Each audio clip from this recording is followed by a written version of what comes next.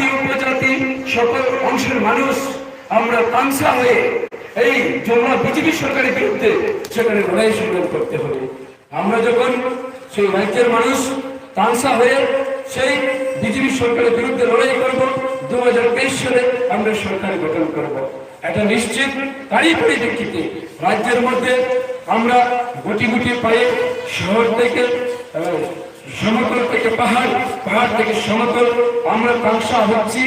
বাঙালি অবাঙালি সমস্ত অংশের মানুষ, জাতি উপজাতি আমরা সেখানে একত্রিতভাবে এই বিজেপি সরকারকে আগামী 2023 সালে আমরা রাজ্য থেকে পরাজিত করব।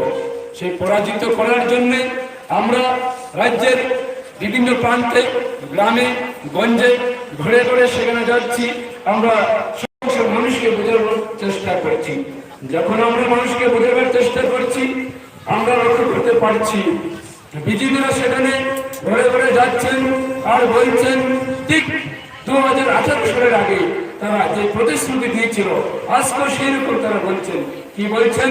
তারা প্রথমে বলছেন যে তোমরা যদি ত্রিপুরা করো তাহলে ত্রিপুরা ভাগ হয়ে যাবে, বাঙালিরা থাকতে পারবে না।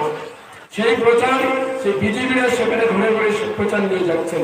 কারণ আমরা লক্ষ্য করতে পেরেছি বিজেপির পায়ের নিচে মাটি নেই। তো যেহেতু এদের পায়ের নিচে মাটি নেই, তাদের সঙ্গে লোক নেই, জনগণ নেই, তারা বিচ্ছিন্ন। যেহেতু বিচ্ছিন্ন, তাহলে তারা কি করবেন? আবার সেখানে পুনরায় বাঙালি অংশের মানুষকে বিভ্রান্ত করার জন্য সেই বিজেপিরা ঘরে ঘরে গিয়ে বলছেন যে ত্রিপুরা ভোট দেবেন না, ত্রিপুরা ভোট দিলে আপনারা থাকতে পারবেন না। আমি সেই জায়গাটার মধ্যে দাঁড়িয়ে বলতে চাই, ধন্যবাদ আমার পূর্ববর্তী বক্তারা শ্রীযুক্ত দুর্গাচরণ কাকা উনি বলেছেন যে আমাদের রাজ্যের মধ্যে যুগ যুগান্তর ধরেই সেখানে রাজারা রাজত্ব করে আসছিলেন। সেই সময় কি বাঙালিরা ছিল না? বাঙালিরা ছিল। তো কোনো বাঙালিকে তো সেই দিন মহারাজা তাড়িয়ে দেননি। সেই দিন বাঙালিরা সেখানে অনেক দায়িত্ব নিয়ে রাজার কাজ করেছিলেন। এটা রেকর্ড রয়েছে, এটা মিথ্যা কথা নয়। তাহলে আজ থেকে যদি 100 বছর আগে রাজারা সে বাঙালিকে যদি না তাড়িয়ে থাকেন, তাহলে আজকে মহারাজার নেতৃত্বে যদি একটু সরকার গঠন হয়, তাহলে কি বাঙালি যাবে ত্রিপুরা ছেড়ে? এটা মিথ্যা কথা। এটা আমাদের বুঝতে হবে, এটা আমাদের বুঝতে হবে। এই রাজ্যের মধ্যে কংগ্রেস, বিজেপি, সিপিআইএম তারা দীর্ঘদিন এই রাজ্যের মধ্যে শাসন করেছে। 1950 সাল আমরা 1947 সালে 1947 সাল 15ই আগস্ট আমরা ভারত স্বাধীনতা পেয়েছি। আমাদের ভারতবর্ষ স্বাধীনতা পেয়েছি, আমাদের 75 বছর সেখানে চলছে। এইটুকু বছরের মধ্যে, এতটা দিনের মধ্যে আমাদের রাজ্যের যে অগ্রগতি, সেই অগ্রগতি সেখানে উন্নতি হওয়ার কথা। অগ্রগতি উন্নতি থেকে আরো উন্নতি হওয়ার কথা, আরো উন্নতি থেকে আরো ত্বরান্বিত করার কথা আমরা লক্ষ্য করতে পেরেছি। আমরা যতটুকু ছিলাম আমরা ততটুকুই রয়েছি। আমরা আমাদের রাজ্যটাকে 75 বছর স্বাধীন হওয়ার পর যেটুকু উন্নতি হওয়ার কথা ছিল, আমরা সেই উন্নতি এখন পর্যন্ত আমরা করতে পারিনি। এই রাজ্যের বিভিন্ন রাজনৈতিক দল আমাদেরকে ব্যবহার করেছিলেন সেই দিন বিভিন্নভাবে। আমরা লক্ষ্য করতে পেরেছি জোট সরকার, সেই জোট সরকারের রাজত্বের সময়ে আমাদের জাতি উপজাতির মধ্যে আমাদের যে সম্পর্কটা ছিল, সেই সম্পর্কটা সেদিন নষ্ট করে দিয়েছিল সেই কংগ্রেস জোট সরকার।